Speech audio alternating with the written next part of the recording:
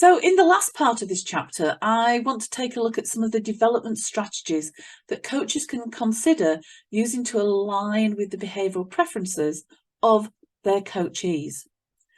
So whilst we need to focus upon strategies which align to the leading preference of the coachee, it's also important to give consideration to the secondary preference of the coachee.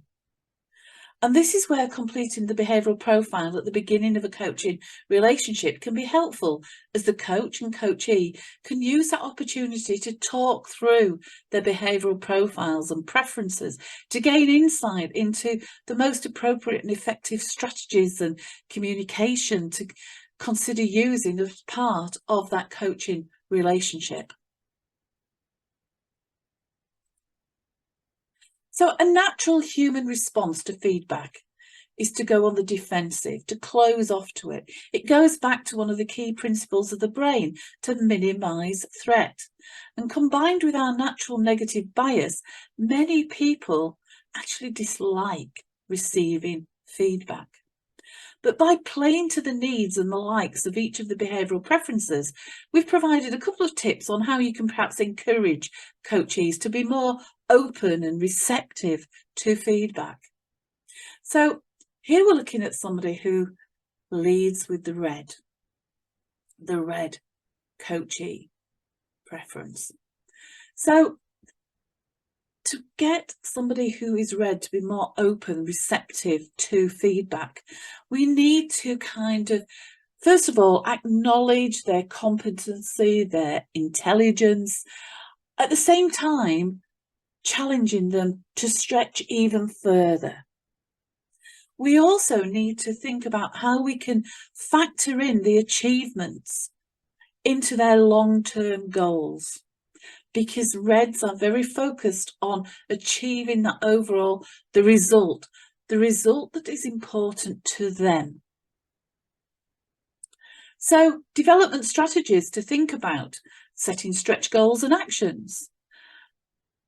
How ways in which you can leverage that intellectual aspect of the issue or of the strategy.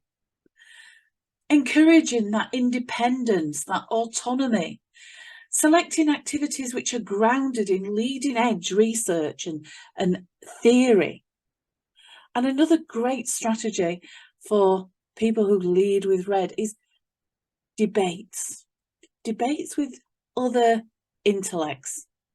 People who have got similar interests to themselves or similar development needs to themselves. People who are in similar situations to themselves. Debating is a great strategy to use when we are working with reds. How to encourage that openness, that receptiveness to feedback in a yellow preference. It's about actually paying attention to their feelings. Now, most people, or often the people who lead with yellow, especially if it's quite a high score in yellow, then they're often perceived by other people as being kind of big and bold, and whatever gets said to them would just bounce off them, and nothing is further from the truth. They take feedback very much to heart. It is very easily to hurt and offend the feelings of the yellow. So pay attention to their feelings, to their principles, to their values. And again, play into their need, their like of the future, visions, concepts, ideas. Show the connectedness of the feedback to their vision for the future, how it will help them in the future. Some of the development strategies there. My favourite one strategy when working with a yellow is experiment, play to learn. Let them explore multiple ideas and options and the merits of each. Provide them with some time. Make sure they've got time built into their schedule before the coaching meeting to enable them to kind of experiment and play, to enable them to work things out for themselves. Again, having those discussions around how the learning, the skills will be of benefit to them in the future. They like things that are new. They like to be able to see and buy into those opportunities, the future possibilities.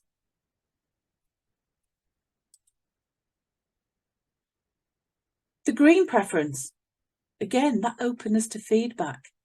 It's about expressing the positive impact of the change, of the learning, how it's going to impact on other people, how it will help them to help and support other people. Also, it's really important that we show our understanding and our awareness and respect for their values. When it comes to development strategies, remember, people who have a high green preference are team people, team players. So use strategies that enable and encourage that collaboration with people with other similar development needs, perhaps shadowing of other people. Introducing role models and the use of role models is another great strategy for somebody with a green preference. Look at devising activities which supports moving from kind of the more easy, straightforward issues towards the more complex issues. Don't just dive straight in at the deep end. Look to provide feedback in kind of in the present, real-time feedback and support.